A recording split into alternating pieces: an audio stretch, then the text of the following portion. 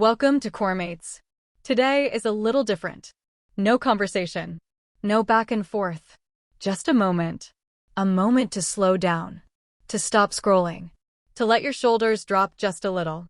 Because this isn't a lesson. It's a reminder. And maybe it's something you didn't know you needed to hear.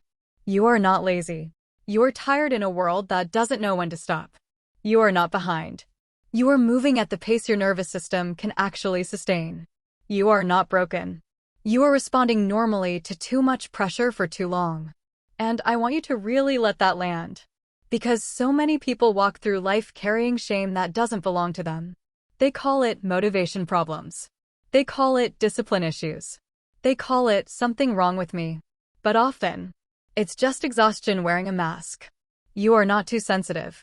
You are perceptive in a world that rewards numbness. You notice tone. You feel energy. You sense when something is off, even when no one says it out loud. That's not weakness. That's awareness.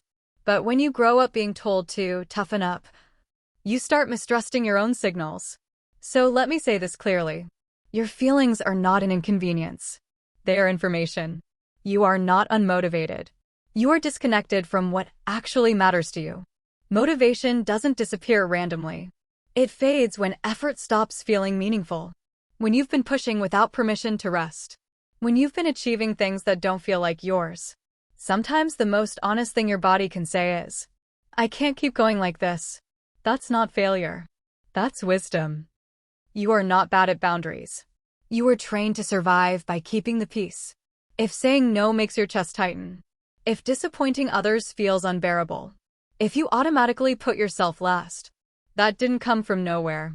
That came from learning early on. That love was conditional. That approval was earned. That safety meant being easy to be around. So, if boundaries feel scary, it's not because you're incapable. It's because you're learning something new. And new things always feel awkward at first. You are not overreacting. Your body remembers what your mind tried to minimize. The tension. The shutdown. The sudden exhaustion after certain conversations. Those aren't random moods. They're responses. Your body has been keeping score long before you had language for it. And now, it's asking you to listen. You are not lost. You are in transition. And transitions are uncomfortable by nature. They come with uncertainty. With grief for who you used to be. With fear of who you're becoming.